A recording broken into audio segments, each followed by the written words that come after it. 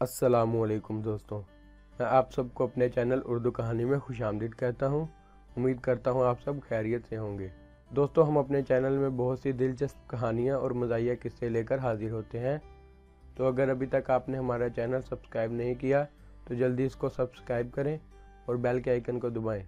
दोस्तों, आज की हमारी कहानी का उन्वान है बदसूरत शहज़ादा।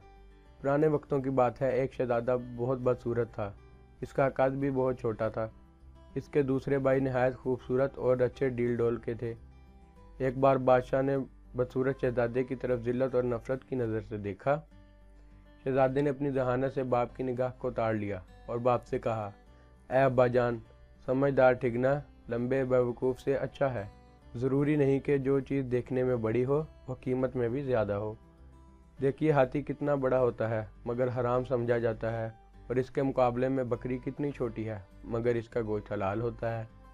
सारी दुनिया के पहाड़ों के मुकाबले में तूर बहुत छोटा पहाड़ है, लेकिन खुदा के नज़दीक इसकी इज्जत और मर्तबा बहुत ज़्यादा है।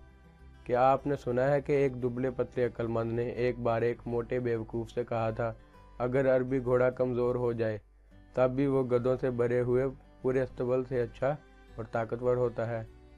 बादशाह शहजादे की बात सुनकर मुस्कुराया। तमाम अमीर और वज़ीर खुश हुए और इसकी बात सबको पसंद आई, लेकिन शहजादे के दूसरे भाई इससे जल गए और रंजीदा हुए। जब तक इंसान अपनी ज़ुबान से बात नहीं करता है, इस वक्त तक इसकी अच्छाइयाँ और बुराइयाँ ढकी छुपी रहती हैं। इसी ज़माने में बादशाह को एक ज़बरदस्त दुश्मन का सामना करना पड़ा। जब दोनों तरफ की फ़ौजें आमने सामने आईं और लड़ाई शुरू करने का इरादा किया, तो सबसे पहले जो शख्स लड़ने के लिए मैदान में निकला वही बदसूरत शहजादा था, और इसने पुकार कर कहा, मैं वो आदमी नहीं हूँ कि तुम लड़ाई के दिन मेरी पीठ देख सको। मैं ऐसा बहादुर हूँ कि तुम मेरा सर खाक और खून में लुथड़ा हुआ देखोगे। यानी मैं दुश्मन से लड़ते लड़ते जान दे दूंगा मगर हिम्मत ना हारूंगा। जो लोग खामखा लड़ाई पर आमादा होते हैं वो खुद अपने खून से खेलते हैं, यानी मुफ्त जान गंवा देते हैं, और जो लड़ाई के मैदान से भाग जाते हैं वो पूरी फ़ौज के खून से खेलते हैं।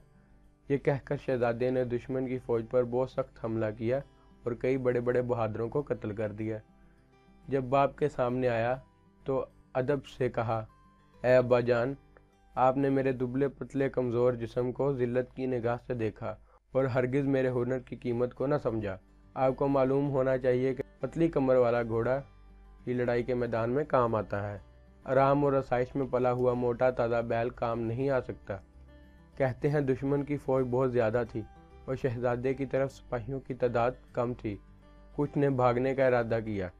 शहजादे ने इनको ललकारा और कहा, ऐ बहादुरों, कोशिश करो और दुश्मन का मुकाबला करो या औरतों का लिबास पहन लो। इसकी बात सुनकर सिपाहियों की हिम्मत बढ़ गई। सब दुश्मन की फ़ौज पर टूट पड़े और इसको मार भगाया और दुश्मन पर उसी दिन फतेह हासिल कर ली।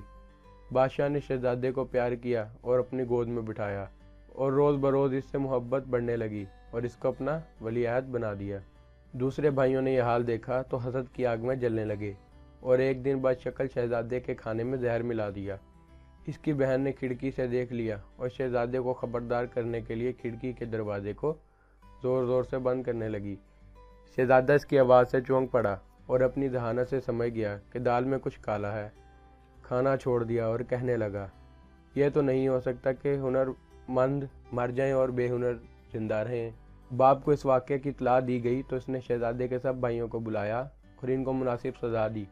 इसके बाद हर एक को अपने मुल्क का एक एक हिस्सा दे दिया ताकि आपस में झगड़ा फसाद ना करें। इस तरह ये फितना और फसाद ख़त्म हुआ। तो दोस्तों, इस कहानी से हमें दो सबक मिलते हैं।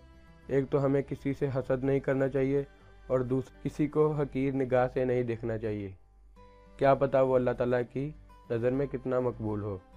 तो दोस्तों, उम्मीद करता हूँ कि आपको हमारी आज की कहानी पसंद आई होगी।